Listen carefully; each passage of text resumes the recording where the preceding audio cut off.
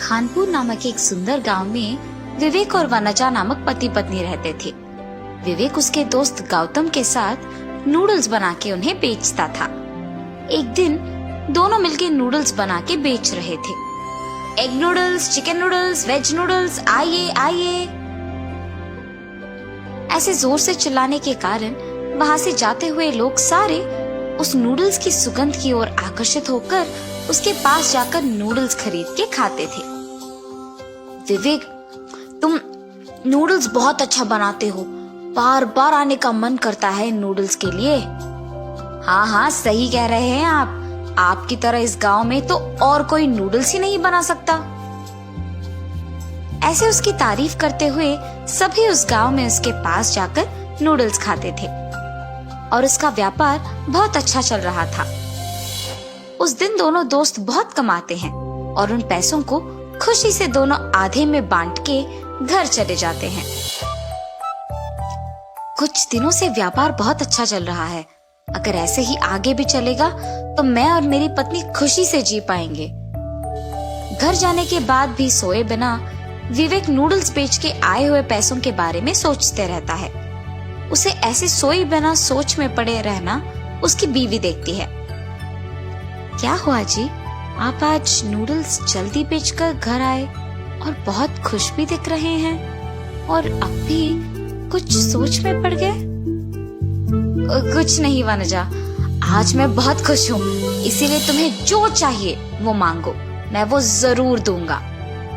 ऐसे वो उसकी बीवी को उस दिन जो कुछ भी हुआ बताता है और नूडल्स बेच के आए हुए पैसों को उसे दिखाता है।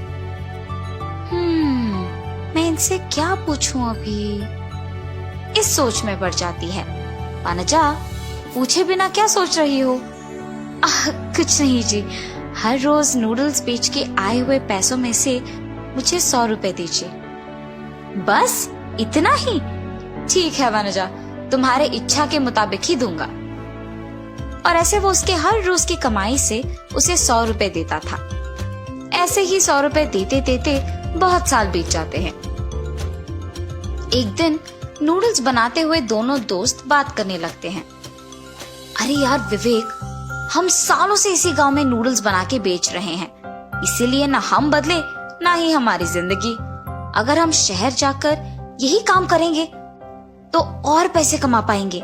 इसीलिए मुझे लगता है कि हमें शहर जाकर दुकान लगाना होगा, है ना? नहीं गौतम, गांव को छोड़कर मुझे शहर जाना पसंद नहीं है। यहीं हमेशा की तरह नूडल्स बनाकर बेचेंगे ना हम। अगर मुझे अकेले भी जाना है तो मेरे पास कोई बचत के पैसे नहीं है। इसके साथ जाऊंगा तो निवेश के पैसे आधे में बांटकर हम दुकान लगा सकते हैं। बस यही एक चारा है मेरे पास। मुझे कुछ भी करके इसे मनाना ही होगा, वरना जिंदगी भर इसी गांव में रह जाएंगे। विवेक यार, हम बहुत साल से इसी गांव में रह रहे हैं ना, तुम्हें नहीं लगता कि हमें शहर जाकर एक बार कोशिश करना होगा? अगर लाभ नहीं हुआ तो हम वापस गांव आ जाएंगे। और मैं कभी नहीं कहूंगा कि शहर में नूडल्स का दुकान लगाएंगे। ठीक है? मंजूर है? ठीक है, अगर तुम इतना चाहते हो तो जाएंगे। ठीक है, हम कल ही निकलेंगे। ठीक है गौतम। और उस दिन दोनों नूडल्स बेचकर उनके घर वापस चले जाते हैं। अब जो मेरे दोस्त ने कहा कि हमें शहर जाना ही है, तो उसके लिए जरूरी पैसे भी तो लेना होगा और मेरी बीवी को भी ये बात बताना होगा। ऐसे विवेक उसके घर जाने के बाद सोए बिना उसके दोस्त की बातों के बारे में सोचते रहता है। अरे क्या हुआ जी, क्या सोच रहे हैं आप? वनजा, कल मैं और गौतम शहर जा रहे हैं, वही नूडल्स का व्यापार शुरू करके उसे चलाएंगे। आपको शहर जाने की क्या जरूरत है जी? यहाँ सब ठीक ही तो चल रहा है। तब विवेक उसे गौतम की बातों के बारे में कहता है। आपके दोस्त के साथ आपका शहर जाना मुझे बिल्कुल पसंद नहीं है। वनजा, पहले देखते हैं अगर शहर में दुकान लगाने से लाभ आएगा कि नहीं। अगर वहाँ ठीक से नहीं चला तो हम यही वापस आ जाएंगे ना। ये कह के सो जाता है। उसकी बीवी के मना करने के बावजूद वो अगली सुबह पैसे लेकर उसके दोस्त के साथ शहर चले जाता है। दोनों उनके पैसों के साथ शहर में एक दुकान खोलते हैं और नूडल्स बना के उन्हें बेचने लगते हैं। पहले दिन अच्छे पैसे कमाने के कारण वो बहुत खुश होते हैं, लेकिन कुछ दिन बाद उन्हें समझ आता है कि उनका सारा कमाई उनके खर्चों में चले जा रहा है। उनके निवेश के पैसे भी खत्म हो जाते हैं और उसके बाद उन दोनों को कुछ समझ नहीं आने के कारण वो दुखी बैठते हैं। यहाँ पैसे अगर बचे भी तो दुकान की किराई, सामग्री और बाकी खर्चों में सारा पैसा खत्म हो जा रहा है। अब हमारे निवेश के पैसे भी खत्म हो चुके हैं। हाँ, अब अगर हमें गांव वापस जाकर दुकान लगाना भी है तो उसके लिए भी पैसे नहीं बचे हमारे पास। हाँ विवेक, अगर उस दिन मैंने तुम्हारा बात सुना होता तो शायद आज ये दिन नहीं देखना पड़ता। चलो यहाँ से गांव वापस चले जाते हैं। ऐसे निराश होकर वो दोनों वापस गांव की ओर निकलते हैं। घर पहुंचने के बाद विवेक उसकी बीवी से नहीं बात करता है, बस चुप रहता है। उसकी बीवी उसे दुखी देख कहती है, क्या हुआ जी, आप ऐसे दुखी क्यों बैठे हो? तब वो उसकी पत्नी को जो कुछ भी हुआ बताता है। अरे आप निराश मत बैठिए, हमेशा की तरह आप यहाँ नूडल्स बना के बेचिए। पर वो करने के लिए भी हमारे पास पैसे नहीं बचे। निवेश के सारे पैसे तो शहर में ही खर्च हो गए और अब हमें पता भी नहीं चल रहा है कि हम क्या करें। ये कहते हुए दुखी होता है। आपको ऐसे दुखी होने की कोई जरूरत नहीं है जी। आप हर रोज मुझे 100 रुपए देते थे ना, उन्हें मैं सालों तक बचाते आई हूँ। उन पैसों से आप और आपके दोस्त फिर से इस गांव में नूडल्स का दुकान लगा के काम कीजिए। ये कह के उन पैसों को लाकर उसके पति को देती है। उन पैसों से विवेक और उसका दोस्त गौतम गांव में फिर से नूडल्स का दुकान लगाकर हमेशा की तरह नूडल्स बना के बेचने लगते हैं। उन्हें उनकी गलती का एहसास होता है और नूडल्स बेच के आए हुए पैसों में एक भाग को भविष्य के खर्चों के लिए बचाते हैं और वो दोनों उनके बीवियों के साथ खुशी से जीते हैं। बहुत समय पहले एक गांव में नीतीश और कीर्तना नामक पति पत्नी रहते थे। वो उस गांव में नया आने के कारण उन्हें पता नहीं चल रहा था कि कौन सा काम करे। हमें इस गांव आकर बहुत दिन हो गए, लेकिन हमने अब तक कोई व्यापार नहीं शुरू किया। मैंने सोचा कि इस गांव में जो व्यापार पहले से नहीं है वो ही शुरू करेंगे, लेकिन इस गांव में तो सारे तरह के व्यापार पहले से ही हैं, इसीलिए मैं भी सोच में पड़ गया। ऐसे कह रहा था जब कीर्तना घर पे उसके बनाए हुए तंदूरी चिकन लाके पति को परोसती है। आहा, ये तंदूरी चिकन बहुत ही स्वादिष्ट है। मेरे बचपन में जब दादी ने बनाया था तब खाया था मैंने बस। अब इतने साल बाद वापस तुम्हारे हाथों का खाया हूँ।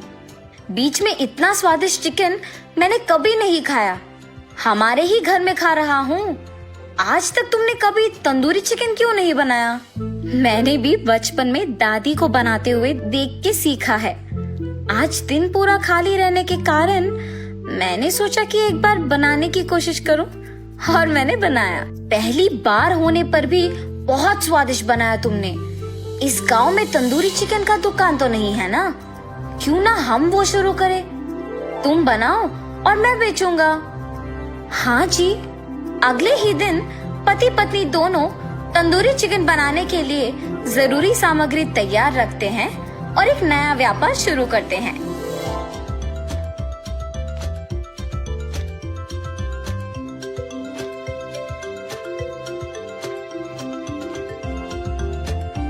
और फिर उसे जला के तंदूरी चिकन बनाती है। तंदूरी चिकन, गरम गरम तंदूरी चिकन, आइए आइए। रास्ते में जाते हुए लोग तंदूरी चिकन की सुगंध को आकर्षित होकर उस दुकान को जाते हैं। नीतीश तब सबको गर्मा गर्म ताजा तंदूरी चिकन परोसता है। आहा, कितना स्वादिष्ट है। बहुत अच्छा तैयार किया है। हाँ हाँ, बहुत स्वादिष्ट है। इस समय में भी इतना स्वादिष्ट खाना कौन बना रहा है आजकल। ये सब पड़ोसी दुकानदार राघव सुनता है। इनको देख के तो लग रहा है कि गांव को नए आके तंदूरी चिकन बेच रहे हैं। नया दुकान होने के बावजूद बहुत लोग आके खा के इनका अभिनंदन भी कर रहे हैं। लगता है कि इनका व्यापार जरूर आगे बढ़ेगा। घर पे मेरा भाई वैसे भी खाली पड़ा है, उससे ये बात बोल के मेरी बुद्धि का उपयोग करके मेरे भाई को भी इनके साथ व्यापार में साथी बनवाऊंगा, तब वो भी खुश रहेगा। ऐसे सोचकर तुरंत घर जाता है। भाई भाई। जी भैया, आ रहा हूँ।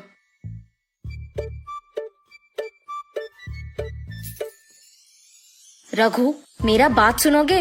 हाँ भैया, हमारे बगल में ही एक नया तंदूरी का व्यापार शुरू किया है किसी ने।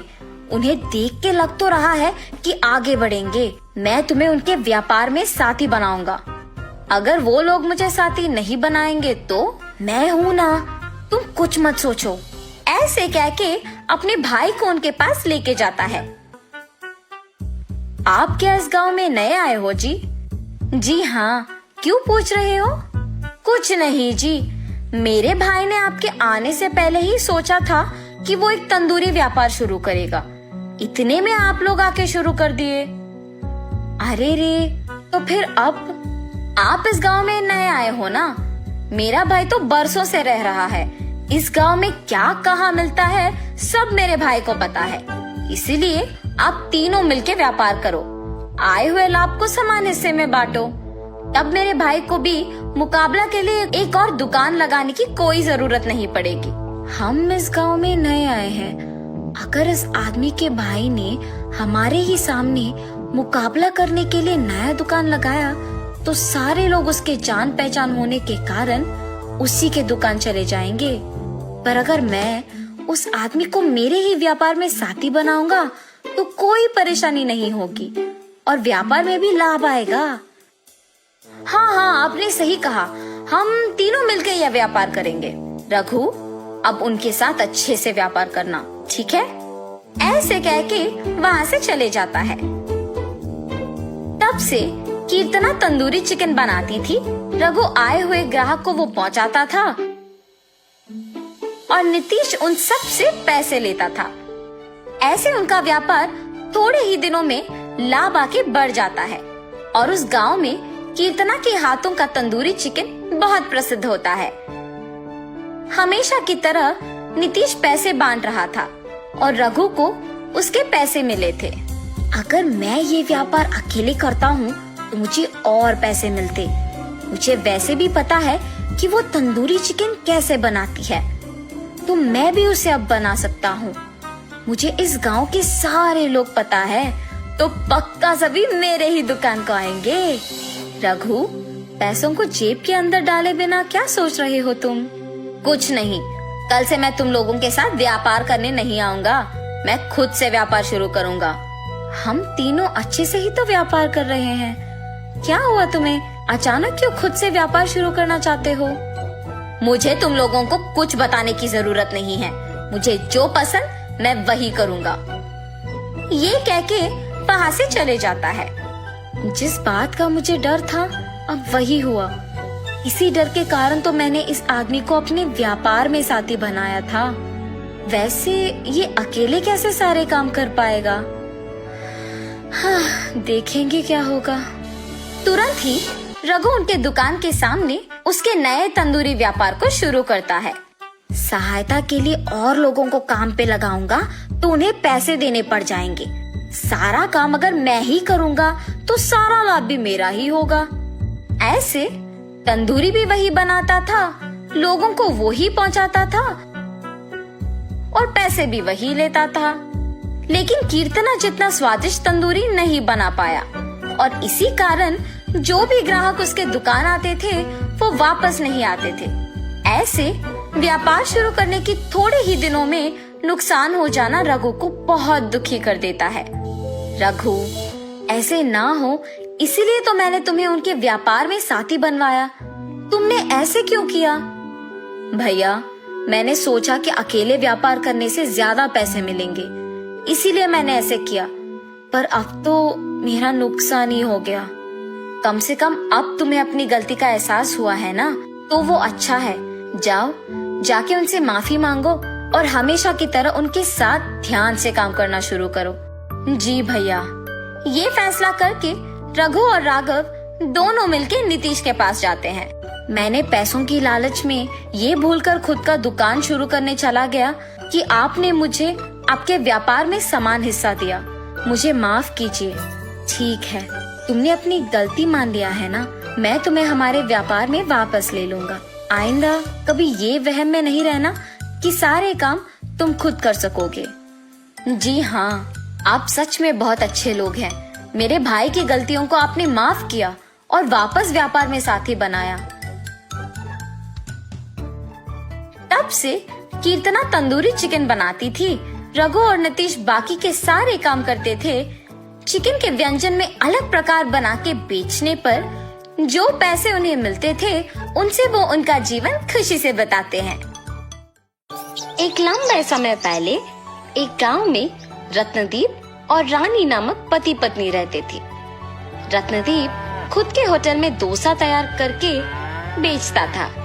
वो डोसा बनाता था और उसकी पत्नी सबको वो परोस के उनसे पैसे लेती थी। रत्नदीप सिर्फ स्वादिष्ट डोसा ही नहीं बनाता था, बल्कि उन्हें बहुत ही कम दाम पे बेचता था। इस कारण गांव के सारे लोग उसी के पास आके डोसा खरीद के खाते थे।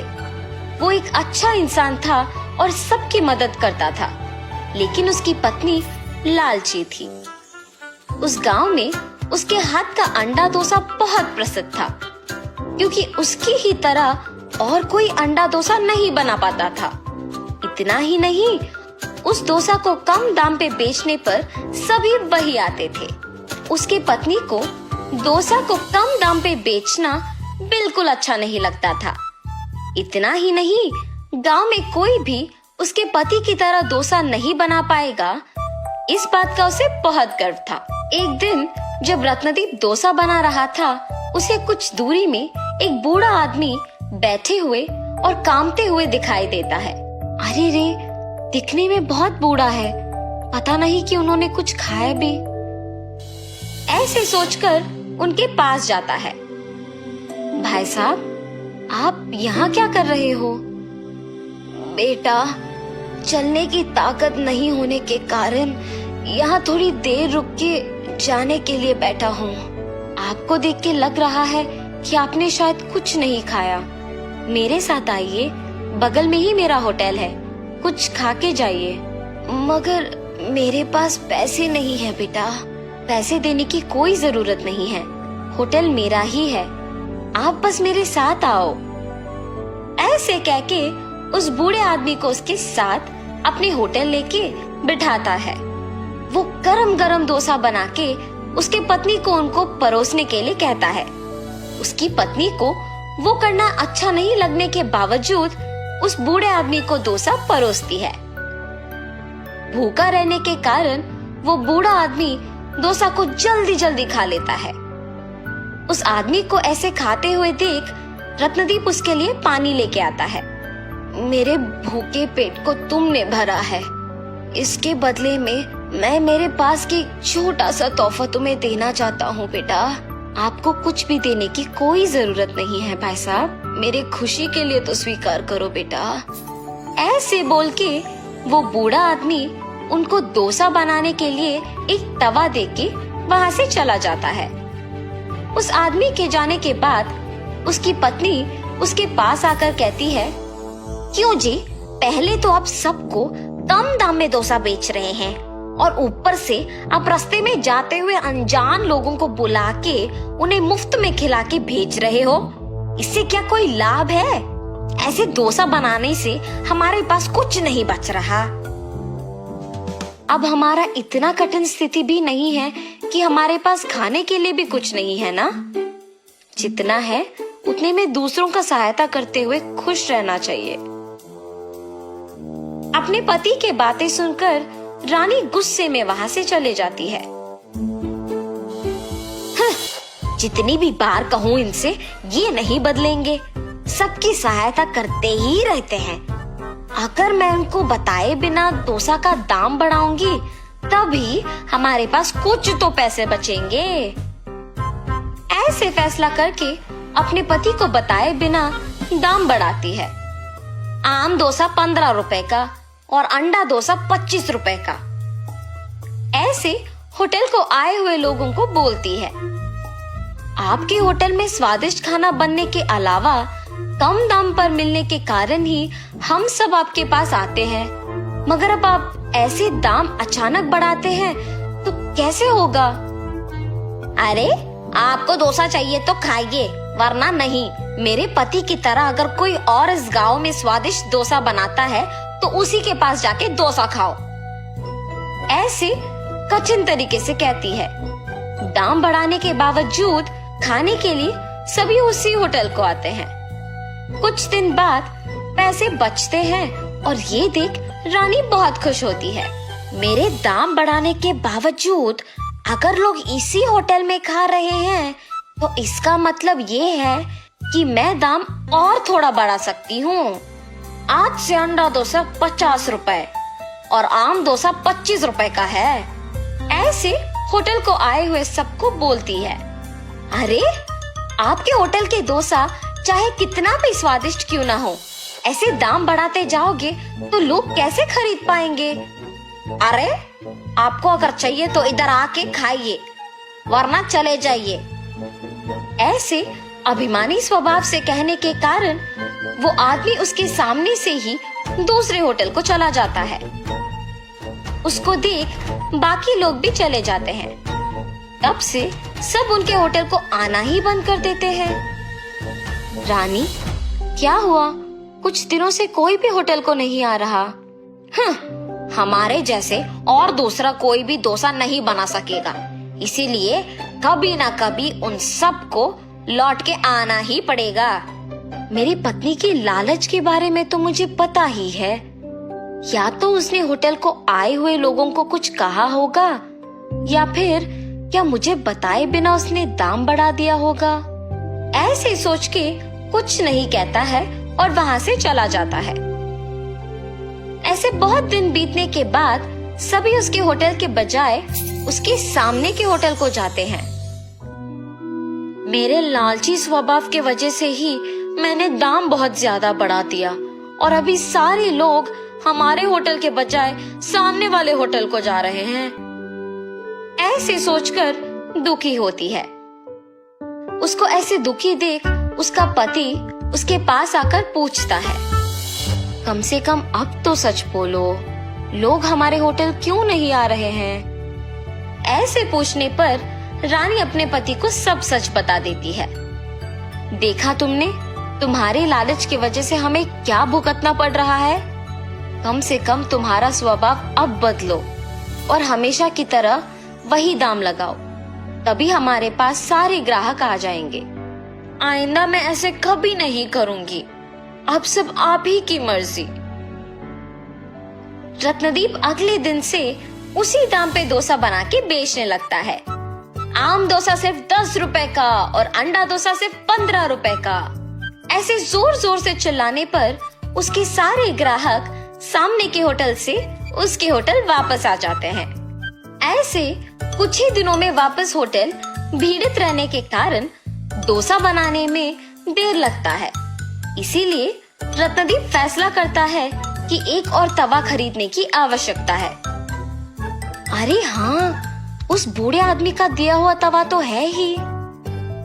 ऐसे सोच के अंदर जाके उस तवे को बाहर लेके आता है।